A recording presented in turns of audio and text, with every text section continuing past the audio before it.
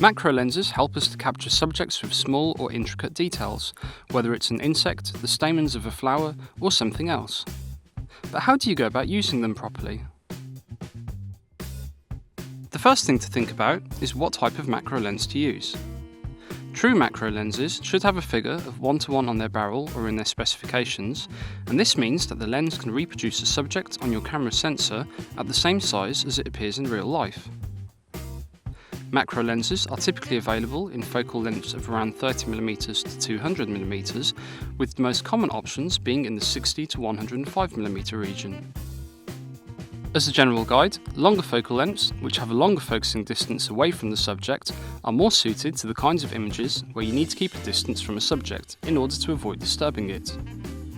Shorter ones are better for other types of nature, as well as food and more general use.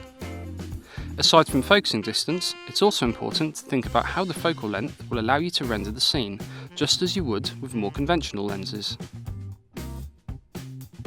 Many macro lenses have a focus limit switch on their side. This closes off part of the focusing range that you don't need, so that your lens isn't constantly trying to focus in this region, and this speeds up your shooting. So, if you're focusing closely, you can use this to prevent the lens from focusing past a certain point to infinity.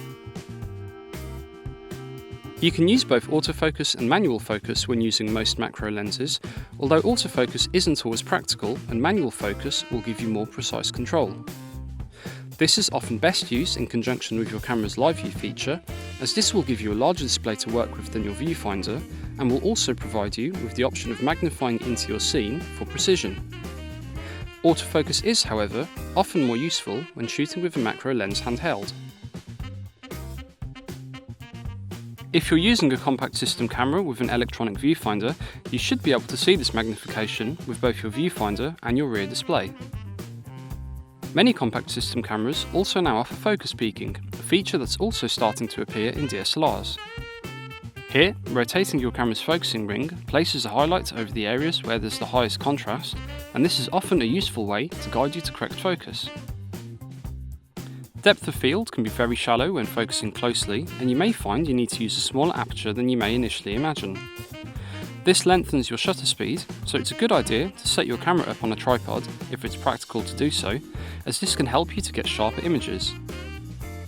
For the same reason, you should try to release your shutter without touching the camera, either with a wired or wireless remote release, or with your camera's self-timer option. If your tripod has a hook at the end of its central column, you may also choose to attach a bag or another weight of some kind to provide extra stability.